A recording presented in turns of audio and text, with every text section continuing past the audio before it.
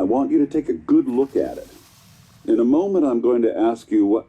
Hey parents, Carmine here with your video review of Prey.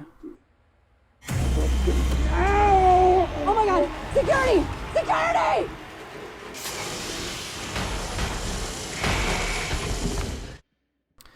Okay, so first things first. I'm not sure what it is with publishers naming new games the same as old games, but this is a review for the 2017 release of Prey, not the original 2006 Prey. They are two completely different games. You shouldn't even play the original before playing this one. I made the mistake of playing the 2006 one first, and while I love the game, it gave me a lot of very bad expectations for how the 2017 Prey was supposed to go. Both Preys are great, but for this video I'm only going to talk about the 2017 one. Without going into any major spoilers, Prey takes place in a space station where a major disaster has taken place. You are one of the few survivors and the only person that seems to be able to deal with the threat. The first 8 hours or so of the game are frickin' brutal, and if you don't make solid decisions from a gameplay perspective and do some due diligence by farming for materials and crafting new upgrades, you'll quickly find yourself outclassed by the enemy. By the later game, I was better able to handle the various types of enemies that I came across, but the early hours were spent trying to sneak my way room by room, expecting hostiles to jump me at every opportunity. If you're looking for a game to compare it to purely on gameplay, it's close to Alien Isolation, but with some Bioshock elements thrown in here and there.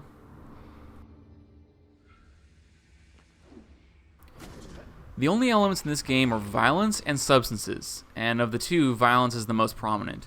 The trick is that it isn't a typical shooter. In a typical shooter, you'll have your small arsenal equipped and mow down a few hundred enemies on your way to the next level. Prey is not like that at all. In fact, Prey actively discourages you from even attempting to kill enemies. Running away isn't just a viable option, it isn't even the best option, sometimes it's the only option. The only traditional weapons you get are a pistol and a shotgun, and the game treats both as offensive tools rather than traditional weapons. Ammunition is expensive, and the resources you put into production of that ammunition are the same resources you put into crafting medicine, repair kits, neuromods, which I'll explain in a moment, and the other tools you need to move around the station. In fact, the game gives you a Nerf crossbow, which does literally 0 damage, but is one of the most effective and efficient ways of killing one particular enemy type.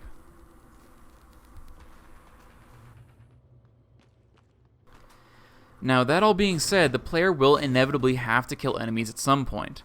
When that happens, the enemies pop into a black goo-like blood and leave behind a few bits. But it's difficult to describe these remains as gore in the traditional sense because it doesn't give that same impact.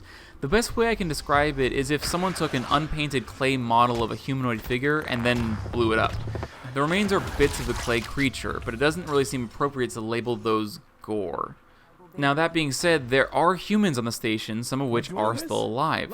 The player can choose to kill these humans. The game doesn't require it, and I managed to complete the game without killing anyone, but it is an option the player can choose to take. Even if the player chooses to try and avoid killing any humans, some of the mind-controlled people will attempt to, I guess there's no way to describe this gently. Their heads blow up and damage you. It's gross, as are the end results. Even if you manage to avoid the suicidal people, and you can save them if you're careful, there are still numerous dead bodies around with their heads missing. It's not frequent, but it did happen in a couple of areas. More commonly, you'll see the remains of people who clearly died in agony at the hands of the enemy. The faces of these people are bloated, discolored, and contorted. From a story perspective, they did a good job of selling the idea that the enemy is something horrible, and that what happened here is the end product of a catastrophic, painful, and definitely deadly event. But it is a bit graphic, and they are all over the place, so I thought it worth mentioning. As for substances, they fall into two distinct groups. The first are called neuromods. These are basically injections that the game uses to give the player upgrades.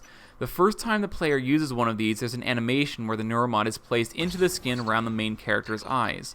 There's some big needles on the thing, so if you're not a fan of needles like me, this is the point where you squirm for a few seconds and wait for the whole thing to be over. Fortunately, it only happens the first time you use a neuromod.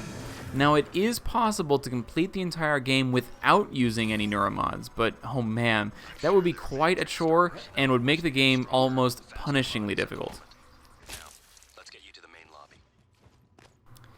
The second group is food and drinks. Most of these are innocuous food items like fruit and snacks, but there are alcoholic drinks. Normal food restores health, but alcohol's primary use is to combat fear. Certain enemies can give the player fear, which makes the controls work in unpredictable ways for a short time. This effect can be obnoxious when trying to take down an enemy one-on-one, but if the player is trying to run away from a different enemy, this can be the difference between life and death. I managed to avoid needing to use alcohol to combat these enemies, but it does have a very specific useful purpose in the game. Now, if you do drink it, the player becomes temporarily woozy and the controls go a little bit weird, but it's nothing too overwhelming.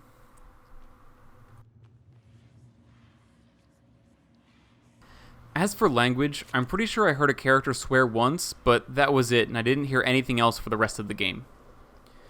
Now, if you do decide to pick this game up, and I would encourage you to do so, it is a good game. Keep in mind that the first 8-ish hours will be difficult and a bit boring. But it behooves you to explore the station first, stock up on supplies, grab some of those neuromods, and get acclimated to the game's various challenges and quirks before you go about trying to complete the main story. The difficulty level of the game increases the farther you progress into the story, so if you're not prepared, you'll find yourself woefully outclassed for the scenarios in which you'll be placed. As a result of the violence and substances, but mitigated by the amount of time I spent in non-violent activity and by the fact that the game allows for the avoidance of much of its violent content, we gave this game a recommended age of 14 years old. Work had me wrapped up for a while, which is why this video took so absurdly long to finish, but Destiny 2 is up next, so look for that and more coming soon.